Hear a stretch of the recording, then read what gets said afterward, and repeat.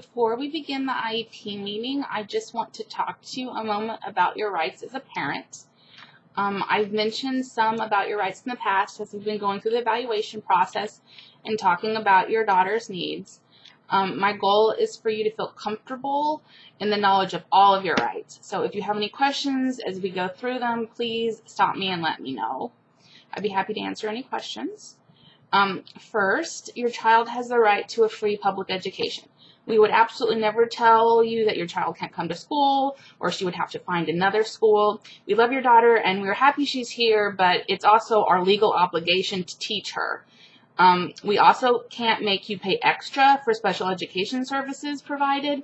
All of the services we provide during the regular school day are completely free. You have the right to be notified first before we do any kind of testing or evaluating. This also counts for the future with any reevaluations or additional testing we may want to do. We'll let you know first before we begin anything and, of course, get your complete consent. Along with that notification, you have the right to either agree or deny any testing or services that we may propose to you.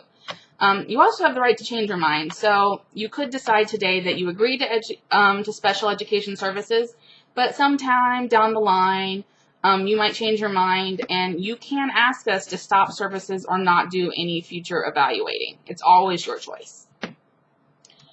You also have the right to ask for an evaluation. We've already done the initial evaluation that brought us here to the IEP meeting, of course, with your consent. And we will continue to reevaluate every 3 years to make sure the services are appropriate and necessary. But what that means to you at this point is that if you think our services need to be changed or are no longer appropriate at this time, you can request an evaluation at any time. You don't have to wait the standard 3 years for a reevaluation. If you disagree with our evaluation, then you have the right to get an outside evaluation of your own.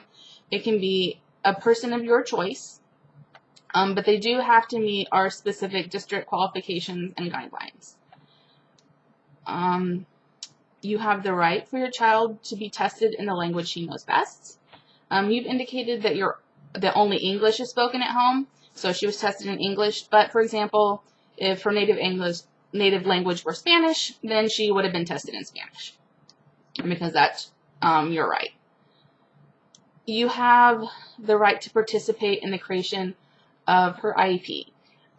We are required to let you know when we're meeting and to schedule it during a time that works well for you as well, and that's what we're doing here today. You have the right to have your child's education be in the least restrictive environment possible. And what that means is she will be in her regular grade level classroom with Mrs. Hunt and the rest of her peers as much as we can. And we're only going to pull her away from her class as much as completely necessary for her to be successful and for us to give her individualized instruction. And we'll talk more about what we're proposing for that instruction as we talk more in depth about her specific IEP. You have the right to view any of her records, attendance records, evaluations, anything at all we might have on file. And if you want copies, we must provide those to you. Only you and staff here at the school who are working with her will be able to access the information. And their child's parent can't come in and look at her file. A teacher she doesn't work with can't come in and ask to read her file. It's considered completely confidential, just like her medical records would be at a doctor's office. You can ask the school to remove something in her file if you see something that you disagree with or you feel violates her rights somehow.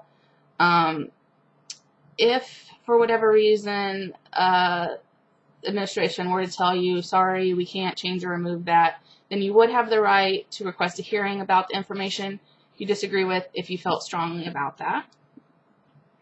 And I promise always to communicate with you and work hard with you about any concerns, because having a good relationship is very important so that we can best serve your daughter and so that she can be successful.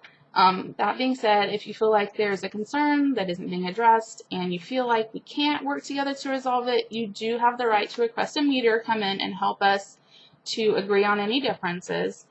And if you ever felt that wasn't enough, you also have the right to a formal legal due process hearing. Like I said, I promise I will do my best to communicate and resolve any differences. I just want you to know what your rights are. And finally, you have the right to be fully informed about all of your rights as a parent. I will give you a copy of all of these rights to take with you to review.